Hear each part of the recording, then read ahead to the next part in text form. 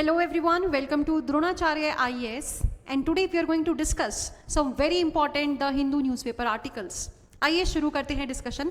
सबसे पहला article relate करता है by elections to 14 assembly seats postponed by election commission.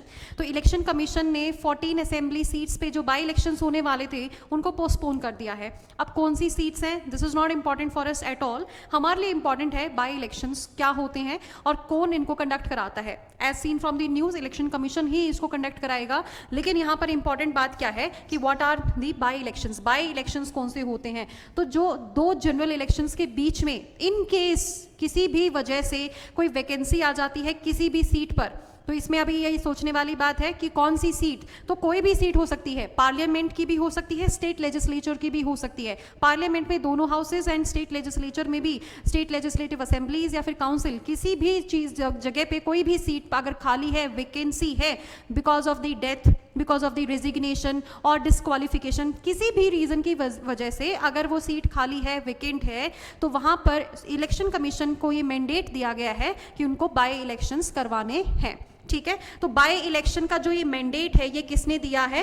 RPA act 1951। RPA that is representation of people act 1951। दो acts हैं आपके पास, तो आरपीए 1951 के अकॉर्डिंग इलेक्शन कमीशन को ये मैंडेट दिया गया है that in case of any vacancy on any seat you have to conduct the by election for the effective representation. Because अगर उस सीट से, अगर उस कॉन्स्टिट्यूएंसी की जो सीट है वहां पर वो वैकेंट रहेगी तो उससे रिप्रेजेंटेशन में हैम्परिंग आएगी, उससे रिप्रेजेंटेशन में दिक्कत आएगी, because the people of that constituency will not have any representation. So that is by this by election का जो ये आपको प्रोसीजर है ये दिया गया है इन द आरपीए एक्ट 1951। ठीक है, तो ये जो कंडीशन, इसके साथ कुछ कंडीशंस भी यहाँ पर जुड़कर आती हैं। तो अगर हम बात करें बाय इलेक्शंस की, तो किसी भी सीट पर बाय इलेक्शंस कब कंडक्ट कराए जाएंगे? तो किसी भी सीट पर जिस दिन से वैकेंसी हुई है, either due to death, disqualification और रेजिग्नेशन, कोई भी रीजन हो सकता है, XYZ रीजन कोई भी, तो उसमें 6 महीने के अंदर अंदर, मान लो आज खाली हुई है सीट, तो उसके 6 महीने के अंदर अंदर वहां पर इलेक्शंस करवाने हैं, बाय इलेक्शंस कंडक्ट करवाए जाने चाहिए। 6 मंथ्स का यहाँ पर आपको टाइम स्पेन दिया जाता है कि इस टाइम के अंदर अंदर आप यहां पर इसको इलेक्शंस को कंडक्ट करा सकते हैं। दूसरी कंडीशन इसमें क्या निकल के आती है दैट इलेक्शन कमीशन को यह भी देखना जरूरी है कि जो वो सीट खाली हुई है उसका रिमाइंडर जो टाइम बचा हुआ है वो अगर 1 साल या 1 से ज्यादा साल का बचा है तभी वहां पर बाय इलेक्शंस होंगे। अगर 1 साल से कम टाइम बचा है तो वहां पर बाय इलेक्शंस कराने की कोई भी जरूरत नहीं है। ठीक है, दोबारा से ये 2 कंडीशंस आप यहां पर देख लीजिए। 2 कंडीशंस कौन सी हैं? नंबर 1, अगर हम देखें कि 6 मंथ्स के अंदर अंदर आपको क्या है, बाय इलेक्शंस कराने हैं, वो भी जब जो टाइम स्पेन है या फिर रिमेनिंग जो टाइम है दैट शुड बी ग्रेटर और इक्वल टू 1 ईयर। उस सीट का जो रिमाइंडर टाइम बचा हुआ है, वैकेंसी हुई है तो वैकेंसी का जो टाइम बचा है तो उसका जो टाइम स्पेन है that should be greater than और इक्वल टू 1 ईयर। ये दोनों पॉइंट आपको ध्यान रखने हैं। आपको आरपीए 1951 भी ध्यान रखनी है। और कौन बाय इलेक्शंस कंडक्ट कराता है? इलेक्शन कमीशन कंडक्ट कराती है। ठीक है, पार्लियामेंट की सीट्स हो या फिर स्टेट लेजिस्लेचर की सीट हो, उन दोनों में इफेक्टिव रिप्रेजेंटेशन का जिम्मा इलेक्शन कमीशन के पास है। तो बाय इलेक्शन भी कौन कराएगा? Election commission, right. तो ये जो आपकी सीट्स हैं, केरला, पंजाब, उत्तर प्रदेश की बहुत सारी सीट्स पे वैकेंसी है, तो उसके लिए यहाँ पर बाय इलेक्शंस पोस्टपोन कर दिए हैं 30 नवंबर से 20। कौन सी सीट्स हैं नॉट इंपॉर्टेंट, जो कंसेप्ट है वो हम डिस्कस कर चुके हैं। ठीक है, आइए चलते हैं नेक्स्ट आर्टिकल की तरफ।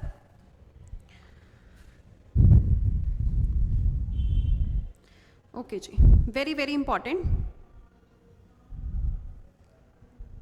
interesting article and important article both from the environment perspective and also from the science and tech perspective। ठीक है, तो आइए देखते हैं। Himachal urges center to explore possibility of running toy trains on green hydrogen on Kalka Shimla route। You must be knowing that Kalka Shimla, because Kalka Shimla route पर जो toy train चलती है उसको already UNESCO world heritage list में तो include कर लिया गया था 2008 में ही, लेकिन अब उसमें हिमाचल प्रदेश गवर्नमेंट ने क्या प्रपोज किया है, उन्होंने सेंटर को अर्ज किया है दैट वी वांट कि जो ये हमारी टॉय ट्रेन है that should run on the green hydrogen. अब ये आर्टिकल में वैसे तो स्टेट स्पेसिफिक है कि हिमाचल प्रदेश गवर्नमेंट क्या कर रही है, उसमें कितनी स्ट्रैटेजीज अपनाएगी, राइट, उसमें डिफरेंट डिफरेंट स्टेजेस होंगे, ये सब अपनाना है, because they also want the tag of green state, because अगर 90% जो उनकी पावर है, इलेक्ट्रिसिटी कंजम्पशन है, वो रिन्यूएबल रिसोर्सेज से आ रही है 90% तक, तो उनको ग्रीन स्टेट का टैग मिल जाएगा। तो दे आर ऑल्सो होपिंग कि उनको ग्रीन स्टेट इसमें ये कॉन्ट्रीब्यूशन डाले, green hydrogen, because they are also planning on the roof top solar power, जो सोलर पैनल्स हैं उनको इंस्टॉलेशन पे भी बहुत ज़्यादा काम कर रहे हैं, ताकि जो सारा क्यूमुलेटिव जो इनके एफर्ट्स हैं ये फाइनली इनको ग्रीन स्टेट का टैग दिला दें, ठीक है। दूसरा जो इंडिया के एनडीसीज हैं, that is nationally determined contributions, उसमें भी Himachal Pradesh is going to help, सो दोनों की तरफ से ही विन विन सिचुएशन है। तो right, this is the complete article about, इसमें यही बात करी गई है कि वो कैसे इसमें कालका जो शिमला जो टॉय ट्रेन का रूट है उसको ग्रीन हाइड्रोजन पे चलाना चाहते हैं। अब इससे हमारे लिए इंपॉर्टेंट क्या हो जाएगा, एक तो यही इंपॉर्टेंट हो गया कि जो कालका शिमला रूट है इस पे जो टॉय ट्रेन चलती है, that was included in the 2008 in the UNESCO in the world heritage site, declare the heritage railway as the world heritage site, इसको वर्ल्ड हेरिटेज साइट में 2008 में ही इंक्लूड कर लिया गया था। दिस इज इंपॉर्टेंट, ठीक है। इसके बाद हमारे लिए इंपॉर्टेंट क्या है, ग्रीन हाइड्रोजन इज इंपॉर्टेंट। अगर हम इस आर्टिकल से कुछ इंपॉर्टेंट निकाल के ला सकते हैं, that is green hydrogen, right. तो वैसे हम हाइड्रोजन के बारे में डिस्कस कर लेते हैं। Hydrogen is considered to be a very clean fuel, because clean fuel क्या होता है, जिसकी वजह से क्या है, कार्बन जिसको हम जब बर्न करें किसी भी चीज में, हम उसको यूज करें एज अ फ्यूल, तो कार्बन डाइऑक्साइड एमिट ना हो, that is known as clean fuel. लेकिन यहाँ पर हाइड्रोजन के भी बहुत डिफरेंट डिफरेंट कलर्स दिए गए हैं, कभी ग्रे हाइड्रोजन बोलते हैं, कभी ग्रीन हाइड्रोजन बोलते हैं, कभी blue hydrogen, even turquoise hydrogen भी आपको यहाँ पर देखने को मिलेगा। तो ये सब किसके बारे में है, ये सब क्या डिस्कस करें, आइए जानते हैं। तो सबसे पहले हाइड्रोजन के बारे में जाने तो it is a very clean fuel, because यहाँ पर क्या है, जब इसको हम फ्यूल को बर्न करते हैं, कोई यहाँ पर हमें कार्बन डाइऑक्साइड का एमिशन नहीं देखने को मिलता। लेकिन जो इसका प्रोडक्शन है, the way we are producing hydrogen, वो इंपॉर्टेंट है। यहाँ पर कितनी क्लीन है hydrogen, that will be determined by the production, because जो फ्यूल है हाइड्रोजन वो हमें ऐसे ही एटमॉस्फेयर से नहीं मिल रहा है, we have to generate hydrogen as a fuel, we have to store it also, and उसका कोई ना कोई पर्टिकुलर सोर्स होना चाहिए, देन ओनली वी कैन से कि ये हमारा क्लीन फ्यूल है, ठीक है। अब यहाँ पर हमारे पास different type of hydrogen present है। अगर हम सबसे पहला हाइड्रोजन देखना चाहें, दैट विल बी ब्लैक और ब्राउन हाइड्रोजन।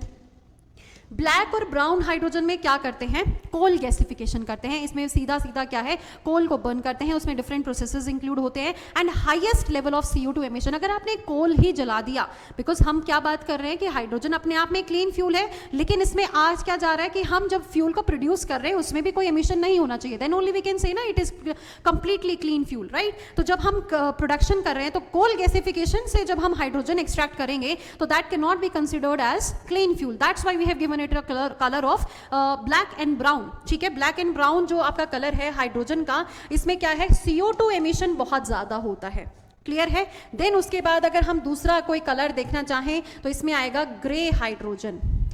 ग्रे हाइड्रोजन में एक टेक्निक आती है, that is known as SRM, right, this sorry SMR, not SRM, SMR, steam methane reformation, ठीक है। ये आपका डिफरेंट प्रोसेस है, इसमें मीथेन को यूज करके, मतलब नेचुरल गैस, क्योंकि नेचुरल गैस में 75% तक आपका क्या होता है, हाइड्रोजन, ठीक है। तो नेचुरल गैस से जब हम, नेचुरल गैस क्या है, CH4, मीथेन इसमें मेजरली होती है, और मीथेन में मेजॉरिटी ऑफ आपका हाइड्रोजन वहां से आप एक्सट्रैक्ट कर सकते हैं। तो नेचुरल गैस में मेजरली मीथेन होती है, CH4। तो जब हम CH4 को रिफॉर्म करके हम इससे हाइड्रोजन निकालते हैं, देन उसमें से CO2 एमिट होता है, उसके अंदर से भी फिर से CO2 एमिशन होता है, that's why this colour has been given grey. Grey या ब्राउन या ब्लैक जब हम हाइड्रोजन को ये कलर देते हैं तो इसमें एक इंपॉर्टेंट यही पॉइंट निकल के आता है कि इसमें CO2 एमिशंस हो रहे हैं प्रोडक्शन में, while we are using the fuel. एक बार हाइड्रोजन बन गया उसके बाद की बात नहीं है, प्रोडक्शन में ही यहाँ पर इतना CO2 एमिशन हो रहा है, so that is why they are not considered to be the clean fuel. Then इसके बाद हमारे सामने आता है ब्लू हाइड्रोजन। है तो वही टेक्निक SMR, लेकिन इसमें साथ में क्या जोड़ दिया है, कार्बन कैप्चर जोड़ दिया है। अब कार्बन कैप्चर, कार्बन सेक्वेस्ट्रेशन, ये टेक्निक्स है जिसमें कार्बन को कैप्चर करके स्टोर कर दिया है, एनवायरमेंट में रिलीज नहीं होने दिया है। तो इससे क्या होगा, जो कार्बन डाइऑक्साइड के एमिशंस हैं they will be falling and they will be decreasing, and उसकी वजह से हम इसको क्या बोल देते हैं, this is the safer, this is the cleaner comparatively to the black और ग्रे। इन दोनों के कंपैरिजन में ये क्या है आपका कार्बन कैप्चर जब हम यूज कर देते हैं तो ब्लू हाइड्रोजन में जनरली हम ये नहीं बोल रहे हैं कि जीरो एमिशन, हम क्या बोल रहे हैं यहां पर कि लो कार्बन डाइऑक्साइड एमिशन होता है, लो CO2 एमिशन होता है इन द प्रोडक्शन। ठीक है जी। देन नेक्स्ट अगर हम इसमें देखें आता है टर्कोइस। टर्कोइस में क्या होता है, यहां पर हम करते हैं मीथेन पायरोलिसिस।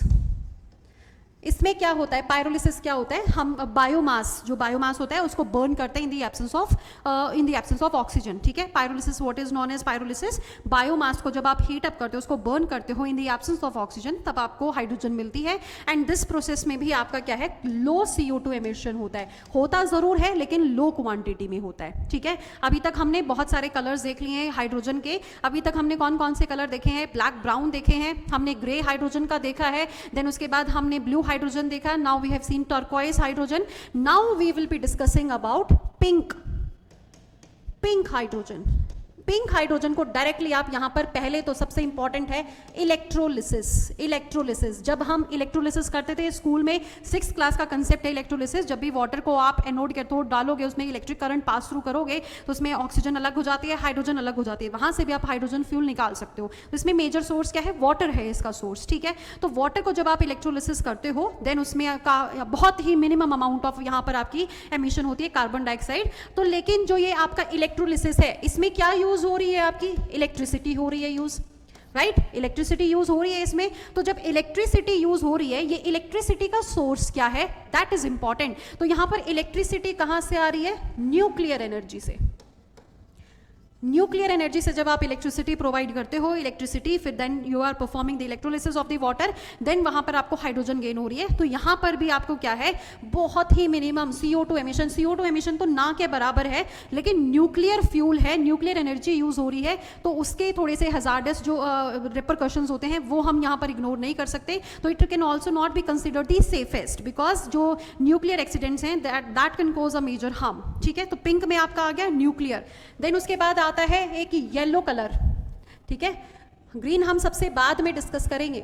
येलो हाइड्रोजन में भी इलेक्ट्रोलिसिस हो रहा है, तो जो ये इलेक्ट्रिसिटी है ना, इलेक्ट्रिसिटी आ रही है आपकी मिक्स्ड सोर्सेस से। मिक्स्ड मतलब दोनों, नॉन रिन्यूएबल भी आ जाएगा, दैट इज फॉसिल फ्यूल्स। मतलब नॉन रिन्यूएबल की जगह हम क्या लिख देंगे, फॉसिल फ्यूल्स, एंड मिक्स्ड की जगह दूसरी जगह यहां पर क्या आ रहा है आपका, रिन्यूएबल सोर्सेस। तो मिक्स्ड सोर्स आ रहा है इलेक्ट्रिसिटी का, बिजली का।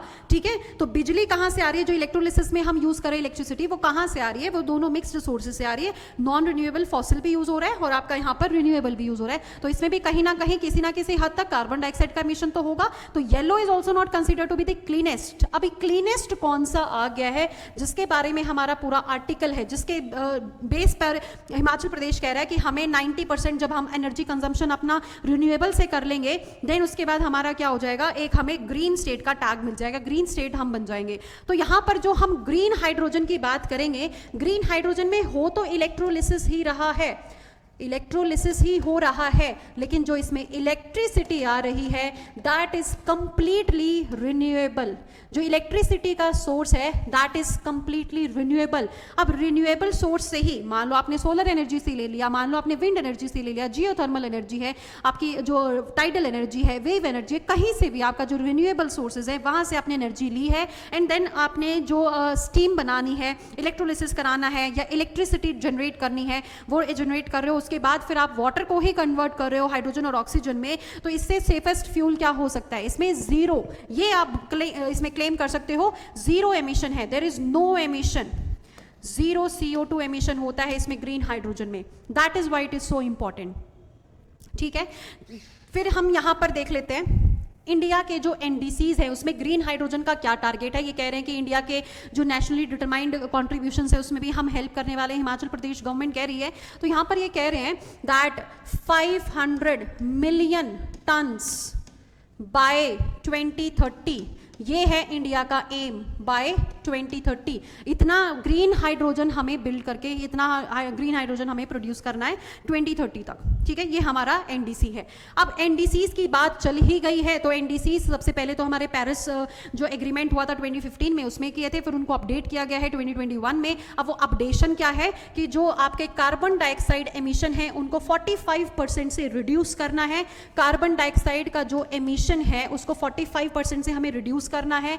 500 गीगावाट की जो इंस्टॉल्ड आपकी पावर जनरेशन है, इलेक्ट्रिसिटी जनरेशन है, that should come from the renewable sources. जो 500 गीगावाट इंस्टॉल्ड पावर है that should come from the renewable sources, electricity जहां से जनरेट कर रही है। अब 500 में से 100 आपका जो गीगावाट है दैट शुड बी सोलर, और इस 100 में से भी जो आपका 40 गीगावाट है that should come from solar rooftop. ऐसे याद कर सकते हो आप ये टेबल ऐसे बना के कि 500 टोटल हमें जनरेट करनी है, ये 2030 तक का टारगेट है।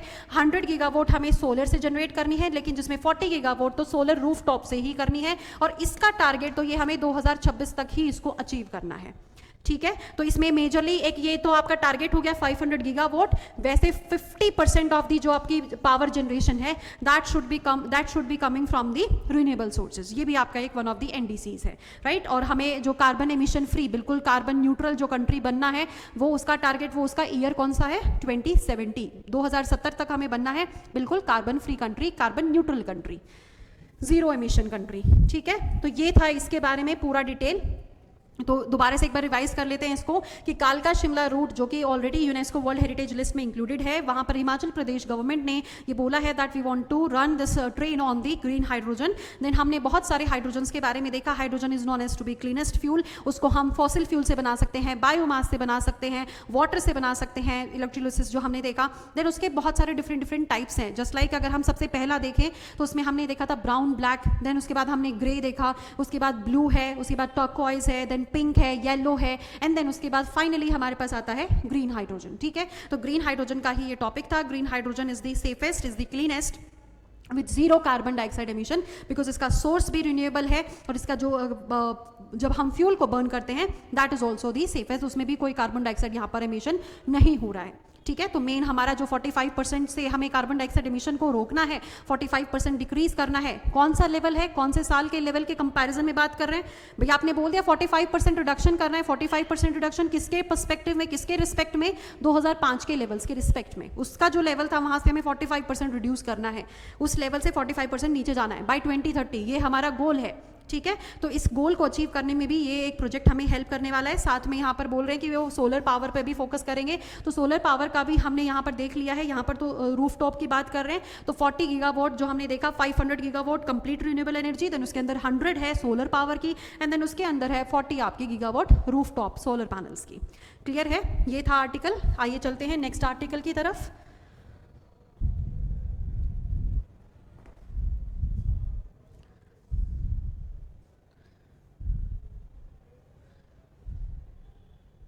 ओके जी, इंपॉर्टेंट आर्टिकल। हालांकि ये इकोनॉमी में आपको पढ़ाया जाता है, इकोनॉमी का आर्टिकल है, but let us discuss it slightly. World Bank की बात हो रही है यहाँ पे। World Bank has lent money for the development of Amaravati. Amaravati you know that is to be developed as capital city of Andhra Pradesh. Andhra Pradesh की कैपिटल सिटी होने वाली है अमरावती। उसको डेवलप करने के लिए जो फंड चाहिए है वो आप अपने वर्ल्ड बैंक से लिया है, लोन लिया है, 15,000 करोड़ का लोन लिया है। तो यहाँ पर वर्ल्ड बैंक का जिक्र आ गया, तो हम डिस्कस कर लेते हैं वर्ल्ड बैंक के बारे में थोड़ा सा। तो वर्ल्ड बैंक की अगर हम बात करें, ये बना कब था? ब्रेटन वुड ट्विंस के मामले में हम इसको जानते हैं, ब्रेटन वुड्स ट्विंस। तो ब्रेटन वुड्स की कॉन्फ्रेंस हुई थी 1944 में। वहाँ पर डिसाइड किया गया कि इंटरनेशनल बैंक्स हमारे लिए ज़रूरी है, इंटरनेशनल फाइनेंशियल जो हमारी सेफ्टी है कंट्रीज़ की वो ज़रूरी है। देन ब्रेटन वुड ट्विंस के नाम पर 1945 में 2 बैंक्स का डेवलपमेंट हुआ, 2 बैंक्स बनाए गए। Number 1 is IBRD and number 2 is IMF, right. IMF हम ऑलरेडी अपनी प्रीवियस वीडियोज़ में डिस्कस कर चुके हैं। अभी हमारे लिए इंपॉर्टेंट है IBRD, राइट, जिसको फाइनली हम वर्ल्ड बैंक बोल देंगे जब इसमें हम 4 और इंस्टीट्यूट्स ऐड कर देंगे। वैसे वर्ल्ड बैंक होलिस्टिक भी देखें हम तो इसमें 5 इंस्टीट्यूट्स हैं जिनको मिला के वर्ल्ड बैंक बनता है, लेकिन जो इसका बर्थ है वो कहां से हुआ है? IBRD से। क्लियर है? तो India is known to be the founding member of World Bank. IBRD जब बना, India was the founding member of it, ठीक है। तो अब हम वर्ल्ड बैंक की बात कर रहे हैं, तो IBRD फर्स्ट जो आपका इंस्टीट्यूशन है that is IBRD, that is international bank for reconstruction and development. ये मेजरली डेवलपिंग कंट्रीज की डेवलपमेंट में हेल्प करता है, डेवलपिंग कंट्रीज की डेवलपमेंट में हेल्प करता है। दूसरा है आपके पास IDA, international developmental agency. It is meant for the development of poorest countries. ये स्पेसिफिकली फोकस करेगा पुअरेस्ट कंट्रीज पे, ठीक है। जब भी कोई गवर्नमेंट या फिर स्टेट गवर्नमेंट है या सेंट्रल गवर्नमेंट है, कोई भी नेशनल गवर्नमेंट है या स्टेट गवर्नमेंट है, जब भी लोन लेगा, वर्ल्ड बैंक से लोन लेने की बात चल रही है, तो ये दोनों जो आपके बैंक्स हैं, इन दोनों से लोन लिया जाता है, ठीक है। अगर पुअर नेशन है तो IDA उनको हेल्प करने वाला है, अगर डेवलपिंग कंट्री है जस्ट लाइक इंडिया, तो यहां पर क्या हो जाएगा, IBRD से लोन लिया जाता है, because these are the institutions from the world bank which partners with the government sector. बाकी के जो तीन हैं, they collaborate, they partnership, they have partnership with the private sector. वो प्राइवेट सेक्टर के साथ इंटरेक्ट करते हैं मेजरली। तो अभी हम अगर बात करें दूसरे और कौन से हैं, तो तीसरे पे यहाँ पे आता है MIGA, that is multilateral investment guarantee agency है मीगा। देन आपका फोर्थ आता है IFC, that is international finance corporation. And fifth is ICSID, international centre for settlement of international dispute, investment disputes. Internationally investment disputes जब भी होते हैं तो एक सेंटर बनाया गया है इंटरनेशनल लेवल पे, ताकि वो डिस्प्यूट्स को सेटल करें। तो ये जो तीनों आपके इंस्टीट्यूशंस हैं बैंक्स में, वर्ल्ड बैंक के, they partner with the private sector, and rest जो आपके दो बैंक्स हैं they partner with the government sector. तो गवर्नमेंट को जब भी लोन लेना है, they majorly take, developing countries की गवर्नमेंट्स को जब लोन लेना होता है, they take it from the IBRD, that is international bank for reconstruction and development. Clear है? ओके जी, चलते हैं नेक्स्ट टॉपिक की तरफ। तो यहाँ पर अभी ये लोन लिया गया है, इसको फिर अब ये रिफर्बिश करेंगे। This is also very state specific. बहुत सारे आर्टिकल्स आज ऐसे ही आए हैं स्टेट स्पेसिफिक। यहाँ पर आंध्र प्रदेश के बारे में है, आगे आर्टिकल हैं छत्तीसगढ़ के बारे में है, recently we discussed about the Himachal Pradesh. तो उसमें से जो भी इंपॉर्टेंट निकल के आया है वी हैव डिस्कस्ड इट, ठीक है। आइए चलते हैं नेक्स्ट आर्टिकल की तरफ। Yes, very saddening news and very important news, ठीक है। अब की बार UPSC 2024 में ये पूछा गया है सवाल इससे रिलेटेड, फाइटर जेट से related. So it will be important for us now for discussion. तो इंडियन एयरफोर्स का MiG-29 फाइटर जो जेट है that crashed near Agra, and लेकिन पायलट है वो सेफली इजेक्ट कर गए थे, ही सेफ। एंड जो ज़मीन पर भी जब ये क्रैश किया तो वहाँ पर भी किसी को कोई खासा हार्म नहीं पहुँचा है, ठीक है। कोई वहाँ पर सेटलमेंट नहीं थी, तो it is kind of a safe procedure, ठीक है। लेकिन यहाँ पे क्रैश कर गया है, दैट इज़ इंपॉर्टेंट, इसलिए लाइमलाइट में है। अब की बार हमारे लिए इंपॉर्टेंट क्या हो जाएगा कि जो MiG-29 है that is the fourth generation, that is the fourth generation, ठीक है। अब से पूछा गया था आपकी बार उसमें UPSC 2024 में पूछा गया है आपसे कि फिफ्थ जनरेशन के कौन कौन से जो फाइटर जेट्स हैं वो कौन कौन से हैं, ठीक है। तो ऐसे भी पूछा जा सकता है फोर्थ जनरेशन। अगर आपको ये नहीं पता है कि MiG-29 फोर्थ है तो आप ये भी नहीं बता पाएंगे ना फिफ्थ कौन से हैं, ठीक है। तो अगर आपको ग्रुप्स में दे दिया जाए तो आपको पता होना चाहिए MiG-29 is the fourth generation, ठीक है। थर्ड जनरेशन और फोर्थ जनरेशन में इसमें डिफ्रेंशिएट कैसे करते हैं। फोर्थ जनरेशन में खास बात बस ये आई थी, हालांकि और बहुत सारे, जैसे आप यहाँ पर वेपन्स की बात करेंगे, इंजन्स की बात करेंगे, मैन्यूवरेबिलिटी की बात करेंगे, वो सब तो इसमें एडिशन आता ही आता है जनरेशन जब हम डेवलपमेंट करें। लेकिन इसकी जो इंपॉर्टेंट खास बात है that is fly by wire, FBW technique आ गई थी इसमें, ठीक है। अगर हम सिंपल लेमन टर्म्स में, टेक्निकल पार्ट में जाने के बजाय हम सिंपल टर्म्स में समझना चाहें कि फोर्थ जनरेशन में जब भी आपको ये दिखे फ्लाई बाय वायर टेक्निक, ये किससे रिलेटेड है। फ्लाई बाय वायर टेक्निक है सेमी ऑटोमेटिक, ठीक है, प्रोसेस ऑफ द फ्लाइट। जब भी फाइटर जेट को उड़ाना है, इनिशियली क्या होता था, जो पायलट है that had to do the manual control of the engine, manual control of the control system, ठीक है, मैनुअल कंट्रोल होता था। लेकिन जब फोर्थ जनरेशन आया, जब फ्लाई बाय वायर टेक्निक आई, उसमें क्या हुआ, induction of the electronic system, ठीक है, कि जो आपका परमानेंट कंप्लीट ऑटोमेटिक नहीं बोल रहे हैं लेकिन सेमी ऑटोमेटिक सिस्टम हो गया, उसमें इलेक्ट्रॉनिक कंट्रोल्स आ गए हैं। And that's why it was easier to control, because सारा का सारा जो कंट्रोल है that was not mandated for the pilot, क्योंकि जब पायलट अगर यहाँ पर ये कंट्रोल ही संभालने में लगेगा तो फाइट कैसे करेगा, राइट। तो इसलिए आपकी डेवलपमेंट इस जनरेशन में हमें देखने को मिलती है फाइटर जेट्स में। तो MiG-29 that is the fly by wire technique and it is the fourth generation, ठीक है। इंडिया में ये इंडियन एयरफोर्स में 1985 में इंडक्ट कर लिया गया था and it has been taken from which country? Russia. Russia से ये हमने लिया है और ये इसको इंडियन एयरफोर्स में 1985 में इंडक्ट कर लिया गया था।